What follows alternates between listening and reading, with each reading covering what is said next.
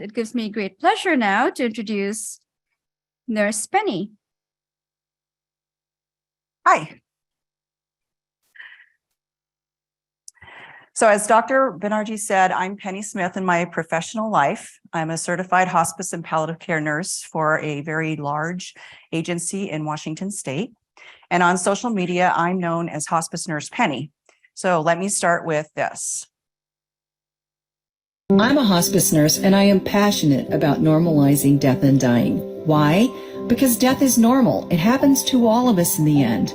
Now, I know most people know that, but dying isn't something we like to talk about so much. And if your only exposure has been to movie or television deaths, seeing your person actively dying can be uncomfortable or even scary. The mouth is hanging open, the eyes are glazed over, they can even look like they've changed color. The neck may be hyperextended, they're breathing like a fish out of water, and then there's that awful gurgling noise when they breathe that we call the death rattle. Now, I've seen this so often that I've grown to think that a natural death is kind of beautiful in a way. And I just want to help people be able to look at their person and know everything they're seeing is normal, so that they can be with them and not be afraid. So I've been a hospice nurse for almost 18 years. I've worked in hospice care centers where I got the at the bedside death and dying experience. I've been a home hospice case manager where you get the you never know what you're going to get until you get there experience. I've been an educator imparting my wisdom on other hospice professionals, and I'm currently a hospice quality manager trying to boost those star ratings for my organization. When it comes to nursing practice at the end of life, I think it probably goes without saying that symptom management is job one. But coming in at a very close second is providing education to the family. Not only education on how to care for the dying person, but what the survivors can expect as they watch the death of their person unfolding. Throughout my career working with dying people and their families, I have found that one of the most valuable tools I have in my hospice nurse arsenal is the ability to normalize death and the dying process. Not surprisingly, people get scared and worried when they see things happening to their dying person that they haven't ever seen before. I think we can all agree that television and movies don't really do death very much justice. I'm pretty sure most people would admit seeing their first naturally dying person or natural death was probably a little bit unsettling. But when you tell somebody that what they are observing is normal, the relief is palpable. So many times I've been with the family and they were so worried about what they were observing happening to their person. And when I said, oh, that's normal, we see that all the time. It's normal? Yeah. Oh. Our medical advancements have taken death out of the home and tucked it away in hospitals. We've created euphemisms like passed away, gone to heaven, or celestial discharge. Has anybody ever told you they lost their person and you wondered why don't they go and try to find them? In short, we've made this normal part of life a taboo topic. People seem to think that saying the words death, dying, died, or dead can cause it to happen. I can guarantee you it won't. It can cause confusion when we are dealing with people who are highly emotionally charged and stressed out to use those gentler ways of talking about death. But it doesn't serve them for us to beat around the bush. We really need to be clear. Here's the baby. Oh, thank you. I'm sorry, but your wife didn't make it. Then send me the one my wife did make.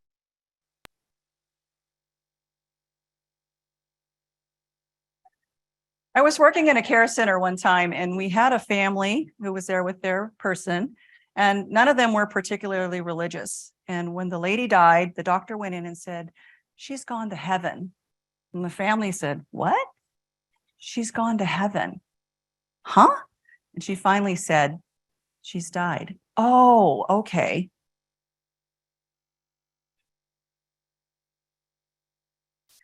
So because of this reticence that we have in our culture, and by the way, I've learned it isn't just in the US that we avoid this topic of death. Many other countries also consider it a taboo topic. But because we don't want to talk about it, the discussion of death just hasn't been in the mainstream. But then we had a pandemic, and all of a sudden, death was everywhere. It was unavoidable. And not only could people not avoid it anymore, they started to have questions about it. And some of those people turned to social media to try and find answers. When the pandemic started and we went into lockdown, I, like many other people, discovered TikTok. In the interest of transparency, I have to admit that when I first started using the app, education about dying was the last thing I was thinking about. In fact, I was trying to learn how to shuffle dance. Spoiler alert, I never did. But then one day, for a reason still unknown even to me, I decided to post a hospice story on TikTok. It went viral, and overnight my following grew to more than 10,000 people. That made me realize people were hungry for info about this mystery of the end of life, and that I could help them understand the dying process through a grassroots movement. Hashtag normalize death. I found my niche. So I get a lot of questions on TikTok from people who comment. Can anybody guess what the most asked question I get? Anybody want to hazard a guess about hospice and death and dying? Why does hospice starve people? This is what I say to that. Let's talk about why a person who's dying doesn't need food. In fact, why most people who are dying don't want food. For those of you who don't know me, my name is Penny. I'm a certified hospice and palliative care nurse. First of all, it's important to understand what the purpose of food is. Obviously, many of us like to eat. We love the taste of food. We like to socialize over a meal with our friends. But the true purpose of food is because it acts as a fuel for our body. And what does fuel do? Fuel keeps things running. When a person is dying, their body is shutting down. It isn't trying to run anymore. So it sends the message that they don't need to eat. Now, if a person wants something to eat, we're not going to deny that. In fact, let's let them indulge in whatever their heart desires. If they wish to have ice cream for breakfast in the morning, that's okay. If they only want a bite or two of something, that's okay. And if they don't want to eat anything at all, that is also okay. Trying to convince your dying person to eat something is only going to set up stressors for them and for you. What's really important to remember is that your person isn't dying because they're not eating. They're not eating because they're dying. So I love doing myth busting. So like Yelena, I've got a few that I want to talk about that people bring up all the time in my social media comments. Dehydration. Why don't we do IV fluids? Does anybody know why we don't like to do IV fluids when a person is dying? Not necessarily prolong life, but because as circulation changes, it starts to third space, which means it goes around the heart and the lungs, and it makes it very uncomfortable for the person to breathe. They can be very short of breath. It can also contribute to the death rattle, which, although that is not something that the person is experiencing and they don't suffer from that, the family suffers from that horrible gurgling, rattling noise that a person makes at the end of life. So it's very counterintuitive to dump IV fluids into a body that's dying. And just like with food not causing a person to starve to death, we say a person doesn't die from dehydration, they die from their disease. Dehydrating is just a part of the dying process. Morphine, let's talk about morphine. If I had a nickel or a dime for every time somebody said that they were concerned that morphine was going to cause their person to die faster, or worse, that they would become addicted to it, I could go on a world cruise. We use morphine safely and responsibly for our patients as prescribed by a medical provider. I can guarantee you that nobody is trying to turn Meemaw into a drug addict. It's perfectly safe. And here's one that I find surprising that many healthcare professionals don't realize. You do not have to have a DNR or do not resuscitate order to be on hospice. You can be full code and be on hospice. Do we like it? No, we do not like it. But the reality is, because many hospital doctors or doctors who are not in hospice and palliative care are uncomfortable having conversations about what CPR really looks like, especially on a dying person, and the suffering and pain that it can cause to the person if they're able to revive them, and they're usually not. But if they are, we're looking at cracked ribs.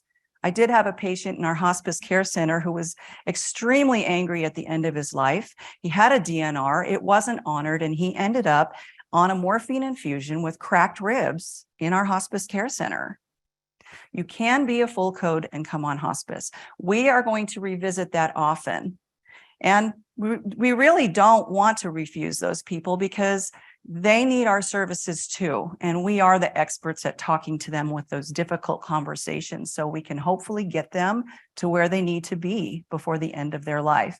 And most of the time, in my experience, even if we aren't, the family usually just doesn't pick up the phone and call 911 when they finally do die. And then TV deaths versus real life. I have gotten so good at pretending that I'm dead that that people actually tell me one of two things: that I deserve an Oscar or that I need to put a trigger warning on my videos. But we all know death doesn't look like this, right?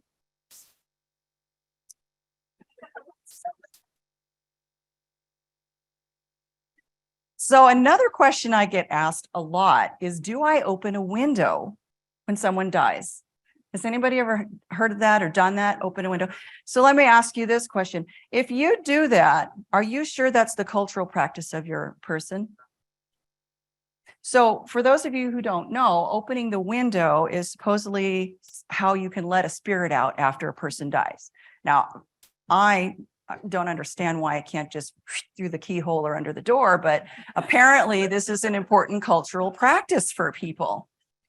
But again, another time when I was working in the care center, we had a family who left and the patient died while they were gone, and somebody, not me, opened the window.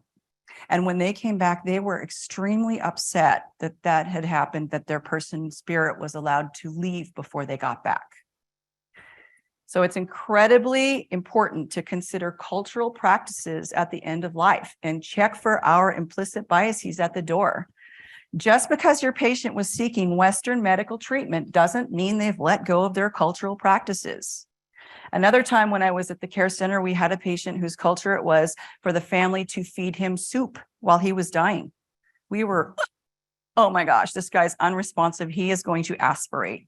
And all we could do was let them know he is going to aspirate and let them proceed with their cultural practice. It was important to them to do that. We explained the risk of it and let them do what they're going to do. So just like we do not proselytize at the bedside of a person, we don't also engage in any kind of cultural practices that we are not sure that they follow.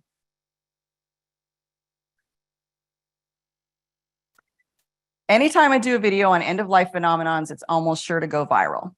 People love to hear about the rally. That's that burst of energy that a dying person can have shortly before they die, and how we have to manage expectations for our families because they think, what? The person's getting better. They can come off hospice now. But what we know is they're actually probably going to die very quickly. Or speaking in metaphors, I need to go somewhere. I need to pack. I need to leave. I need to go on a trip.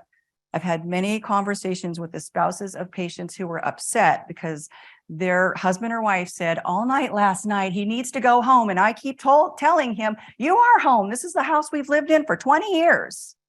Home takes on a different meaning when a person is dying.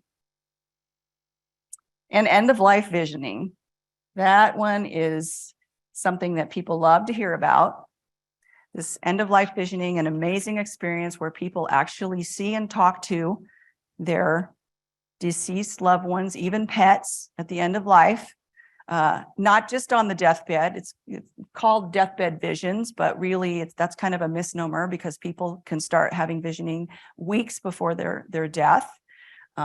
but it just gives people this hope that there is some kind of life after death. And people love to hear about deathbed visions. So something else I found important to discuss is grief, especially anticipatory grief. Normalizing those guilty feelings of wishing it was over and explaining that lingering doesn't equal suffering for the person who is dying as long as their symptoms are managed. It can cause suffering from the family who is waiting because, again, that anticipatory grief.